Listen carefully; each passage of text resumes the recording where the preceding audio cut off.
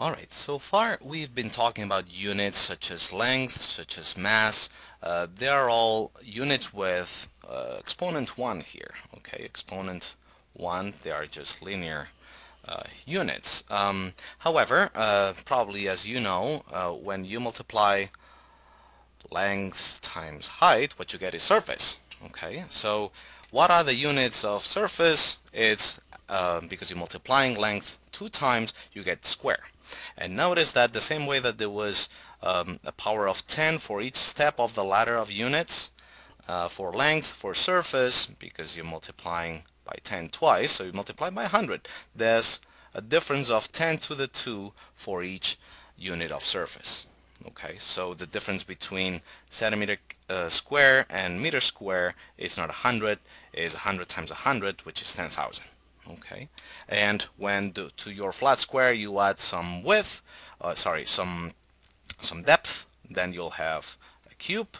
Okay, and that you'll be multiplying unit of length 3 times, so you'll have a volume. And instead of going by units of 10 or units of 100, now you're gonna go by units of 1,000. Okay, so the cubic meter is 10 units of power away from a cubic decameter, which is at the same time 10 powers. Sorry, 3. I've been saying 10. Let me say that again. 3 units of power between cubic meter and decameter. 3 more units of power between decimeter, sorry, and cubic centimeter. Okay. Something that you should memorize is that 1 liter is 1 cubic decimeter and 1 milliliter is 1 cubic centimeter. And of course, there is a conversion of 10 to the 3. That is, 10 to the 3 milliliters is 1 liter, the same that 10 to the 3 cubic centimeters is 1 cubic decimeter. Okay, so now let's see how we can do conversions with that. There are 2 different ways, so the intuitive and the more systematic way. So if we have 2 square centimeters that need to be converted into square meters, then you may just remember that it goes by units of 100, and again, if the meter, and this is decimeter square and this is a centimeter square, you may remember that this 10 to the 2, 10 to the 2, that means there's a 10 to the 4 powers of 10. Okay, so that means if I'm putting centimeter here, this is a much smaller number, so for numerator and denominator to be equivalent, you have to make this much larger, right? Hopefully you can follow this. So what is the answer? Square centimeter goes away, 10 to the negative 4 square meter. Now, if this is a little confusing or less intuitive, we have a more systematic way to solve this. Is you remember the conversion between meters and centimeters, which was 10 to the 2, but we have to do this twice because I have square centimeters. So square centimeter. Now notice that centimeter times centimeter will be okay, so let me just write this again. Now what I have is 1 cubic meter times 10 to the 2, 10 to the 2, it's 10 to the 4, which is the same that I had up here. Okay, so the result is the same, -4 meters square. Okay, a more complicated problem would be with cube, and in this case I will not show the intuitive. You could do it the same way, but to convert this into micrometers, you have to come up with the conversion. So how can you do that? I'm going to first convert it into into the linear form. Okay, so if I have decimeter into micrometer, if you remember, there are 5 powers of 10 away. That means 10 to the 5, it's 1 decimeter, but I have to do this 3 times.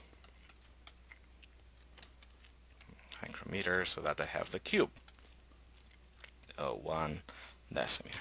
Okay, in other words, 10 to the 3 decimeter cube, right? You have 10 to the 15, and I've been forgetting. Okay, there you go. Decimeter cube. Okay, and this gives 10 to the 12 micrometer cube. Okay, hopefully that makes sense. That's for units of length. The same could be applied for units of mass, you name it. There is an interesting property that we will use all the time in chemistry called density, which is the ratio of mass and volume. It tells you how dense a substance or an object is by dividing mass by volume. So how can we convert 2 grams per milliliter into micrograms per cubic meter? In this case, we have 2 units that we need to take care of. One is in the numerator, the other one is in the denominator. So let's first take care of grams. I need to first take care of grams by converting grams into micrograms. Grams will go in the denominator so that they go away. What is the equivalence? 1 gram is 10 to the 6. Again, this is a much smaller unit. This is 10 to the 6, not 10 to the negative 6. So we have converted the grams into micrograms now, and oops, sorry, there. And now let's convert the milliliter into cubic meter. Now, you may not remember what 1 milliliter is. 1 milliliter is the same as 1 cubic centimeter. Okay, that number just does not change the overall number. It just takes care of units, and we have to put the cubic centimeter here and the meter here. And if you remember that if 1 centimeter, let me scratch that and do that again.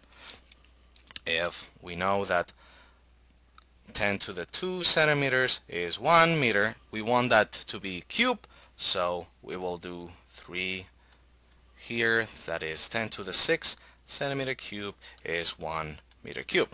Okay, so 1 meter cube, and I don't know why there's a 1 here, 10 to the 6. Okay, so we're ready to do the calculation. Let's put all these numbers together. 2 times 10 to the 6 times 10 to the 6. And that's about it, because the rest, the numerators are divided by 1. So that's 2 times 10 to the 12 micrograms per cubic meter. Hopefully that makes sense. Let me review. Yep, that should be it. Alright, so we're finishing here this section, and we'll move to something more interesting next video.